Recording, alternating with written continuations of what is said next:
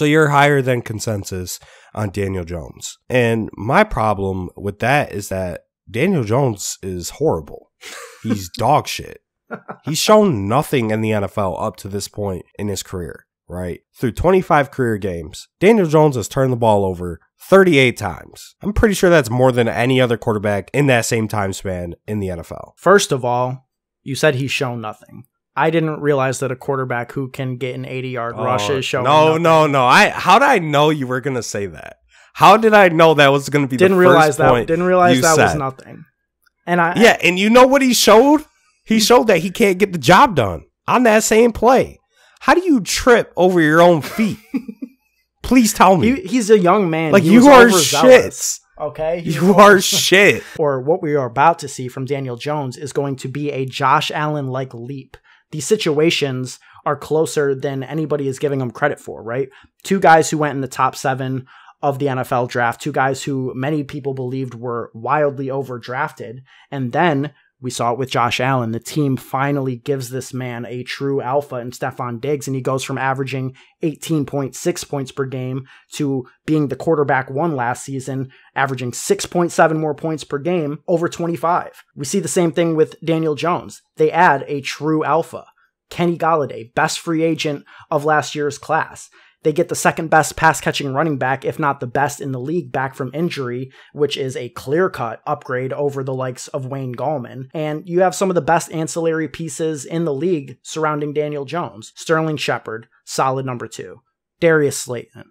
I don't even need to say more. Kid is just absolutely dripping with talent. There isn't a wide receiver 3 I'd rather have in the league than Darius Slayton. Evan Ingram. While the drops were ugly last year, he remains a top 10 pass-catching tight end in the NFL. His biggest flaw is just mediocre pass blocking. If he can get past the drops, he should be solid. Oh, and by the way, they spent their first-round pick in 2021 on another wide receiver. We've seen Daniel Jones be productive. He was QB 15 in fantasy points per game his rookie year, and that was with a fraction of the talent on the offensive side of the ball that he currently has. I'm not saying draft him as a top 10 guy. I have him as my QB 15 in that tier with guys like you mentioned, Tua, Justin Fields, Trey Lance, but he's going to finish with more points than all of those guys. It's Danny Dimes to the moon time. Absolutely not. Might as well call him Danny Allen. What I think separates both of them is that Josh Allen got better in his second season, like significantly better. Then the year 3 jump was, predictable, more drastic. Daniel Jones got worse in his second year. And yeah, maybe you can attribute that to some injuries and whatnot. But they still had Darius Slayton. They still had Sterling Shepard. They still had Evan Ingram there. So he had weapons in the passing game. It's not like they were trotting out, what the Lions are going to trot out this year. And he was horrible.